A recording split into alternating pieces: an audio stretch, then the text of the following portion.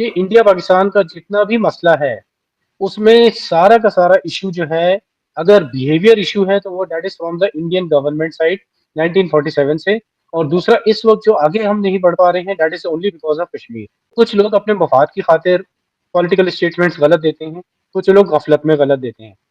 पाकिस्तान में एक बहुत बड़ी जो चीज है वो ये है कि हमारे यहाँ एक ज्यादा पॉलिटिकल अवेयरनेस और ज्यादा पॉलिटिसाइज सोसाइटी बन चुकी है एज अपोज टू इंडिया। क्योंकि वहां पे शुरू से या तो एक पार्टी की हुकूमत थी, उसके बाद अब कांग्रेस के बाद दूसरी एक पार्टी की हुकूमत है। और प्रोविंसेस भी इतने इंडिपेंडेंट नहीं है जितने की कम से कम पाकिस्तान में। अच्छा कल आपने मेरा एक इंटरव्यू था आरजू काजमी के साथ, और उसमें टॉपिक था कि what is the greatest obstacle to India Pakistan piece.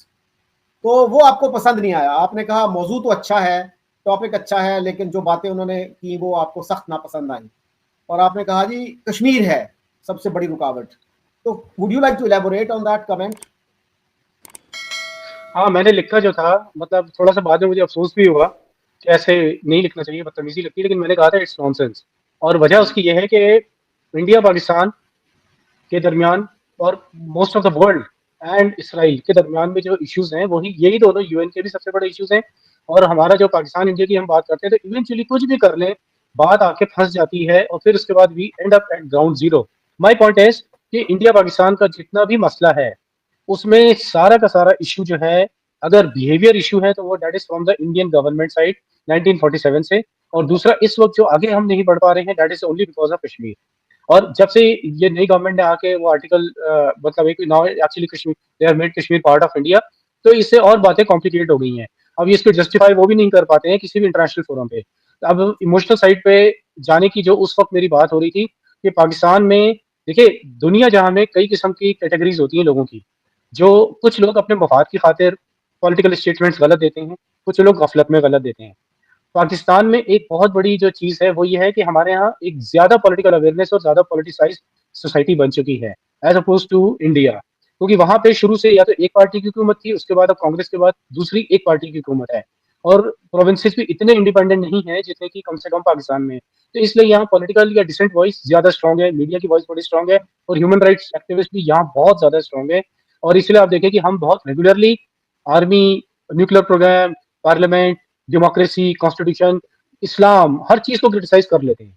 इसके बरक्स आप इंडिया देखें, अभी नहीं, शुरू से मैं कह रहा हूँ, मतलब even when it was Congress government, मतलब मैं 1986 85 की बात कर रहा हूँ, जैसे कि सुशील साहब भी मतलब उम्र में हमारे लेवल के ही हैं। तो मतलब ये कि 85 का अगर इफ यू रिकॉल, जो बहुत पुरानी बात है, before even officially we launched, we से मतलब Pakistan, officially we launched this Kashmir जिहाद 1987 में। उससे पहले भी इंडिया की मेजोरिटी को पता ही नहीं था कि कश्मीर का कोई आजाद कश्मीर नाम की या पीओके नाम की कोई चीज है। पीओके टर्म सबसे पहले फारूक अब्दुल्ला ने यूज की थी 1991 में या 1992 इस टाइम पे। तो पॉइंट मेरा सिर्फ कहने का ये है कि इंडिया के जो बहुत बड़ी आबादी है और बहुत बड़े लोग हैं, उनको कुछ भी चीजों का पता नहीं है। और जो हम अपनी बात करते हैं पाकिस्तान की, हम लोकल इश्यूज को और इन सब चीजों को मिस करते हैं। But when it comes to India, the case is quite different. इसमें पाकिस्तान आर्मी का या पाकिस्तान की पार्लियामेंट का कोई मेजर कसूर नहीं है। ऑल द फ्लॉज, 90% से ज्यादा सारी प्रॉब्लम की जो जड़ है, it's all from the Indian side. और यही मसला है जिसकी वजह से कभी भी ताल्लुकात अच्छे नहीं हो पा रहे हैं। मैं आपसे जो बात कही है कि यही problem, it's all the problem is actually originating from the Indian side. और इसी वजह से ही आप देखें कि एक टाइम के बाद बांग्लादेश से, अब उनके 50 साल अच्छे ताल्लुकात के बाद, बांग्लादेश से खराब हो गए। मालदीव से भी कोई डिस्प्यूट चल रहे हैं, श्रीलंका से भी कोई अच्छे नहीं है। नेपाल तो is actually an extended kind of economy for India. India की एक एक्सटेंडेड इकोनॉमी का हिस्सा नेपाल, चाइना से भी नहीं है। अब now they are actually trying to make friends with Taliban, जो कि उनके आज एनिमीज रहे हैं थे। मतलब असद मसूद अजहर वगैरह की रिलीज में तालिबान का ही बहुत बड़ा हाथ है। तो मैं उस लिहाज से कह रहा हूँ।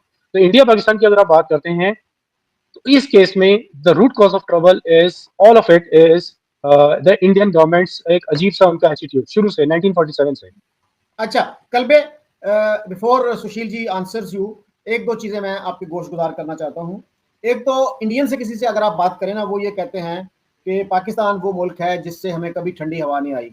पाकिस्तान ने कायम होते ही हमारे खिलाफ हॉस्टिलिटी का और दुश्मनी का रवैया अख्तियार किया, और उसका प्रूफ क्या था कि जोधपुर जैसी हिंदू मेजॉरिटी स्टेट को जिन्ना साहब ने ऑफर की कि तो ये खाली कागज है, इस पर अपनी शराइत लिख दो और मेरे साथ आ जाओ।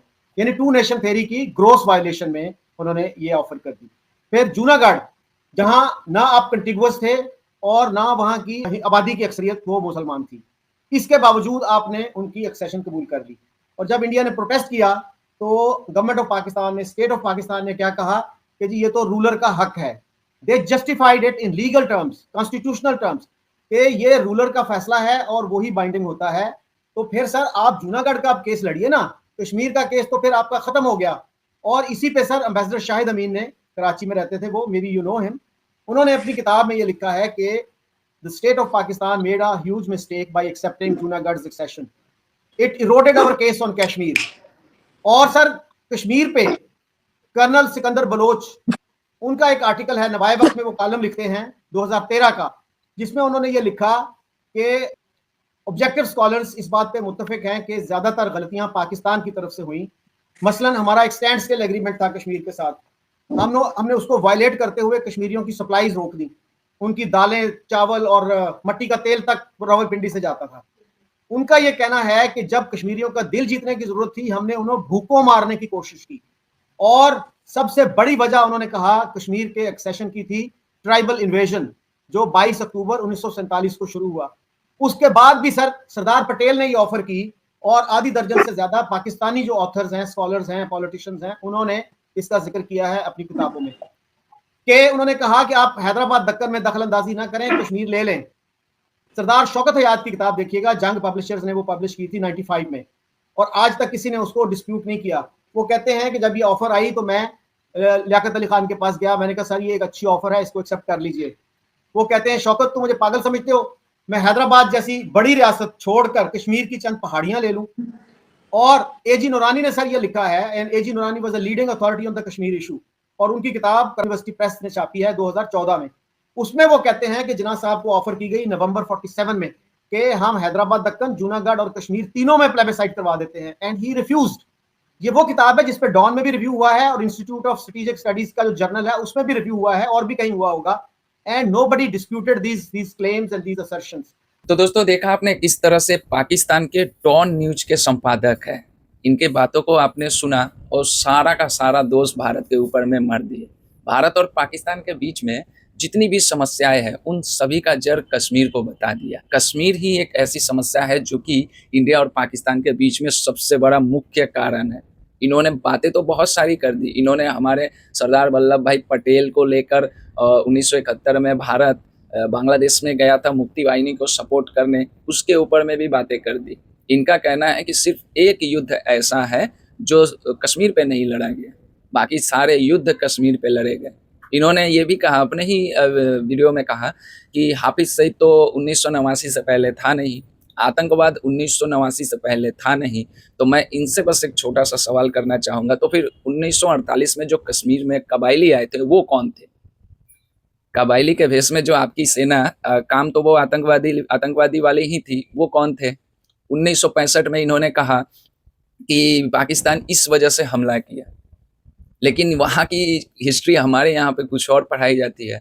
हमारे खेमकरन में पाकिस्तान की तरफ से हमला हुआ तो हमारी सैनिक पंजाब से होते हुए लाहौर तक पहुँच गई थी। तो कहानियाँ दोनों देशों की तरफ अलग अलग बताई जाती है।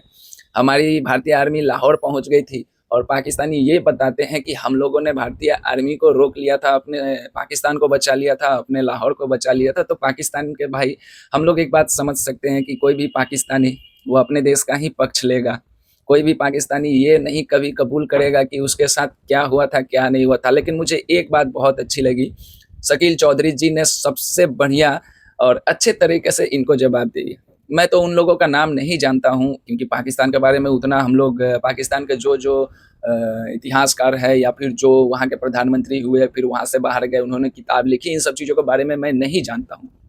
लेकिन शकील चौधरी जी के माध्यम से हमें भी पता चलता है। जब शकील चौधरी जी ने इनको प्रूफ देना शुरू किया और इनको नाम ले लेकर बताना चालू किया तो उसके बाद भी ये नहीं माने। दोस्तों ये वीडियो बहुत बड़ी थी तो मैंने एक छोटा सा अंश आप लोगों को दिखाया कि पाकिस्तान में चाहे वो पढ़ा लिखा हो या फिर वो जाहिल हो, सबकी सोच एक तरह की होती है। भारत के डेमोक्रेसी पे सवाल उठाना, भारत के हर पॉलिसी पे सवाल उठाना आज इनको भारी पड़ गया। क्या है कहना दोस्तों, कमेंट करके जरूर बताइएगा। जय हिंद, जय भारत।